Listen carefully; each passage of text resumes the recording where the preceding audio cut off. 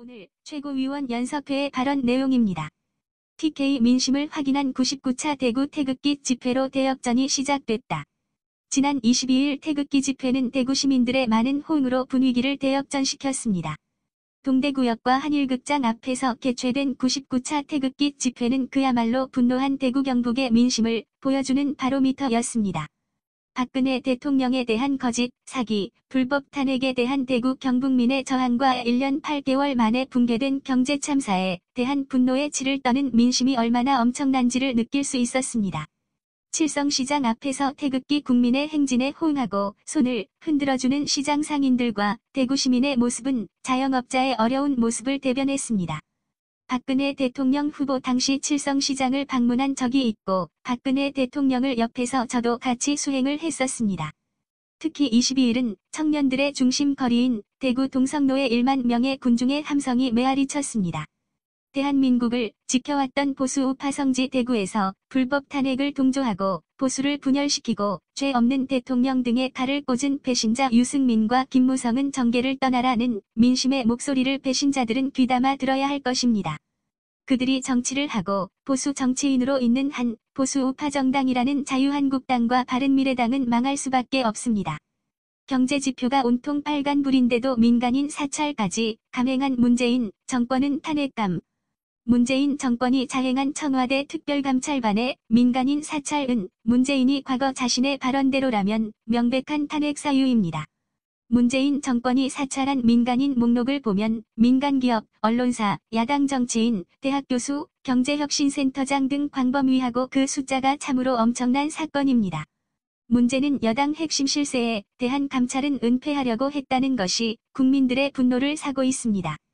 지금 문재인 지지율은 하루가 멀다 하고 곤두박질 치고 있고 1년 7개월 만에 문재인을 부정하는 세력이 긍정평가를 넘어서는 데드크로스를 맞이했습니다. 45에서 6%의 지지율을 얻고 있지만 실제 지지율은 10% 더 낮다고 봐야 합니다.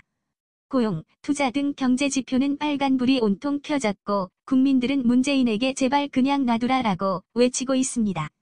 손을 대면 댈수록 문제가 생기는 문재인의 정책에 정면으로 싸울 것입니다.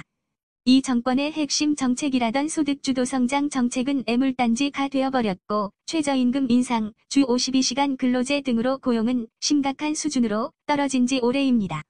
우리가 태극기 집회에서 만나는 거리의 서민들은 우리도 좀 먹고 살자, 우리 자식 직장 좀 구해달라고 울먹이고 있는데 청와대에 있는 주사파, 친북좌파 세력들은 눈도 깜짝 안 하고 있습니다.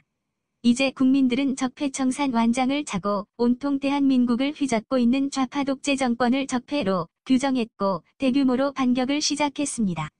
더 이상 문재인 말을 들으려고 하지 않으며 문재인이 TV에 나오면 TV를 끄고 문재인을 옹호하는 연예인들만 봐도 치를 떠는 단계까지 왔습니다.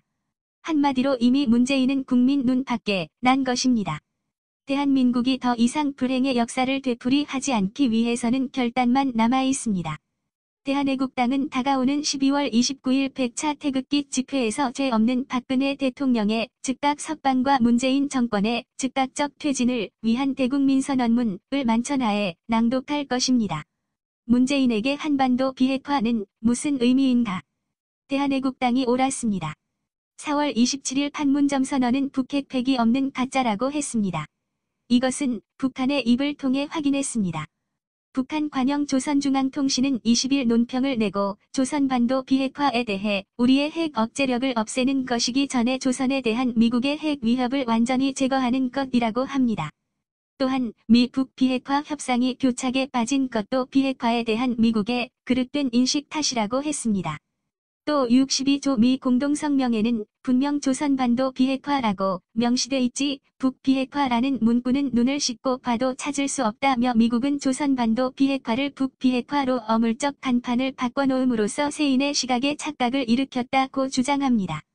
그동안 대한애국당과 애국국민이 주장했던 북핵 쇼인 문재인과 김정은의 한반도 비핵화가 얼마나 잘못된 것인지가 드러난 것입니다. 국민을 속인 것입니다. 대한민국 국민을 속인 것뿐만 아니라 혈맹인 미국도 속였습니다. 북한 김정은은 미국 등 국제사회가 주장했던 한반도의 완벽한 비핵화가 북한의 완전하고 검증 가능하며 불가역적인 12드 핵폐기와는 다른 것으로 해석한 것입니다. 지금까지 문재인 정권은 철저하게 국민을 속였습니다. 대한애국당은 4월 27일 판문점 선언 직후 이것은 국민을 속인 것이고 가짜라고 했습니다. 문재인이 뭐라고 했습니까? 지난 5월 27일 청와대에서 가진 기자회견에서 김정은은 한반도의 완전한 비핵화의 의지가 확고하다는 것을 어제 판문점 북측 지역 통일각에서 가진 2차 남북정상회담 다시 한 번 분명하게 피력했다고 말하지 않았습니까? 이것은 조평통에 의해 거짓으로 드러났습니다. 도대체 문재인과 김정은 사이에 무슨 이야기가 오간 것입니까? 조평통이 이것이 잘못되었다고 말할 때 청와대는 아무런 말이 없습니다. 그리고 문재인은 지난 10월 유럽 순방 기간 동안 유럽 정상들을 만나서 대북 제재를 풀어야 한다고 설명했습니다. 그동안 미국은 비핵화 북한 핵 포기라는 원칙을 분명히 해왔고 현지 시각 21일 미국 폼페이오 국무장관은 라디오 방송 NPR과의 인터뷰에서 우리는 외교적으로 흔들림 없이 북한의 비핵화라는 트럼프 대통령의 목표를 지원하고 있다고 밝혔습니다. 북한은 한반도 비핵화의 전제가 미국의 비핵화를 말하고 있습니다. 그런데 문재인은 다른 이야기를 합니다. 어느 것이 진실입니까? 북한의 비핵화 합의 없이 사실상 엘르르를 포기한 남북 간 군사합의를 저지르고 전방 GP를 없애고 임진강 근처 철책선을 없애고 우리 공군 비행기가 전방에서 휴전선 지역을 감시하지 못하게 정찰 감시를 제한했으며 한미 군사훈련도 무용지물로 만들어버린 것입니다. 지금까지의 문재인의 행동은 무엇입니까? 북한 스스로가 비핵화, 북핵 폐기를 전면적으로 부정하는 이 상황에서 우리의 군을 무력화시키고 있는 문재인의 의도가 도대체 무엇입니까? 대한민국 국민의 안전보다 김정은의 안전이 김정은 체제의 보호가 중요한 것입니까? 미국의 제재 면제를 받아내서 억지로 남북철도, 도로 연결 사업을 하려는 의도가 무엇입니까? 대한민국 국민들은 북핵 폐기가 전제되어야지 모든 남북의 교류와 협력이 이루어지는 것으로 알고 있습니다. 북핵 폐기 전제 하에 군사합의도 있는 것으로 알고 있습니다. 그러나 북한은 전면적으로 북핵 폐기를 부정합니다. 이미 북한 김정은은 자신들이 얻고자 했던 미국의 군사적 위협을 효과적으로 없앴고 중국과 러시아 등의 제재가 상당히 약화되는 등 얻을 것을 다 얻었습니다. 그런데 정작 대한민국이 얻은 것이 무엇입니까? 23일 어제 오후 2시 김정은 찬양 논란이 일고 있는 백두칭송위원회가 서울 종로구 마로니에공원 앞에 모여 김정은 국무위원장 서울 방문 환영 행진하는 모습을 얻은 것입니까? 이제 문재인은 이실직고하고 국민에게 고해성사를 해야 합니다. 문재인하고 정의용 안보실장, 서훈 국정원장 말이 서로 다른 것인지 문재인이 알고 국민을 속인 것인지 이제는 솔직한 고해성사를 해야 합니다. 민주노총에 밀려난 서민자영업자 문재인 정권 용서치 않겠다. 소상공인연합회가 21일 발표한 최저임금 인상에 따른 소상공인 영향실태조사에 따르면 조사 대상 사업체 1204곳 중 17%가 직원을 줄인 것으로 나타났습니다. 종업원을 줄인 204개 업체의 평균 감소 인원은 1.34명이었다. 조사 대상의 현재 고용 규모가 평균 1.87명인 점을 감안하면 사실상 2에서 3명 중 1명이 직장을 떠난 셈입니다. 문재인 정권 들어 가장 잘나가는 집단이 바로 민주노총 세력들이고 다음이 전교조 세력들입니다. 이들이 문재인 정권에게 받은 사탕과 선물은 최저임금 인상, 성과연봉제 폐지, 비정규직의 정규직화, 52시간 근무제 등 너무나 많습니다. 그런데 서민과 자영업자는 폐업과 실업, 가정경제 파탄 등을 받았습니다. 스태그플레이션이 서민과 자영업자에게 준 문재인의 선물입니다. 미래에 대한 희망이 없습니다. 2019년도에는 더 심해질 것이라는 경제학자들의 전망이 있을 뿐입니다. 지난 2년간 최저임금이 29% 상승해 시간당 8,350원이 된 상황에서 문재인 정권은 유급휴일까지 근로시간에 포함되는 최저임금 시행령을 개정하려고 차관회의를 통과시켰습니다. 이렇게 되면 사업장 대부분의 최저임금이 1만 20원까지 오를 전망입니다. 영세 상공인이나 자영업자들은 최저임금을 감당할 수 없게 될 것입니다. 실질적으로 임금이 2에서 30%가 상승하게 됩니다.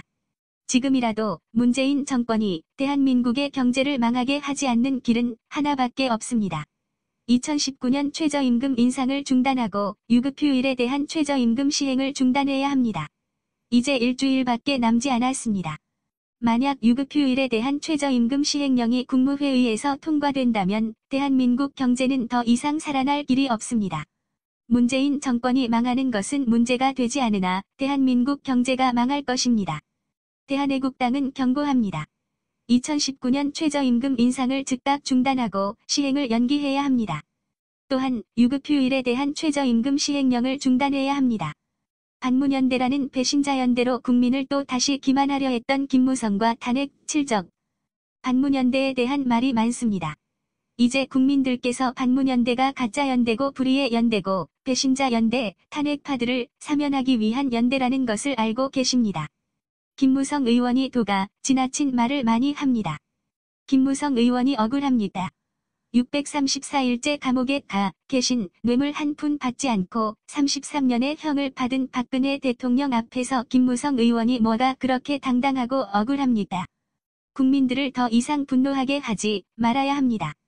대한민국 보수정당이 살아나는 길은 김무성을 비롯한 유승민, 정진석, 이해훈, 김성태, 권성동, 하태경과 같은 탄핵 칠적이 정치를 떠나는 것입니다. 지금이라도 그들이 정치를 떠나면 반문연대가 아니라 보수대 통합이 이루어질 것입니다. 아직도 정치인 몇 사람이 정치를 이끌어가면 된다고 보는 것입니까? 이것은 시대착오일 뿐만 아니라 역사에 대한 배신행위입니다.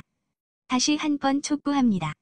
탄핵 칠적이 정치를 떠나는 것이 보수정당을 살리는 길이고 보수대 통합을 이루는 일입니다.